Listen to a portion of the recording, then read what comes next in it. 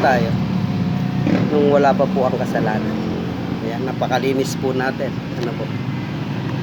Ito po ang kasalanan or yung sin. Ano? Sa mundong ito.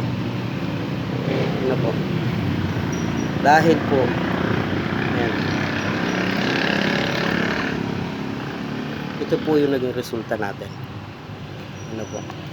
Ayan, nangitim tayo. Pero nung si Jesus ang dumating po sa buhay natin at tinanggap po natin siya, ito po ang magiging resulta natin.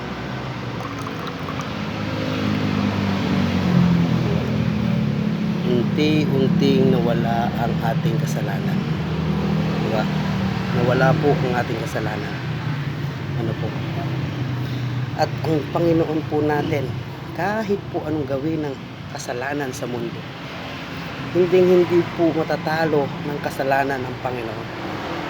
Kahit po anong gawin ng kasalanan sa ating mahal na Panginoon, hindi po siya magtatagumpay.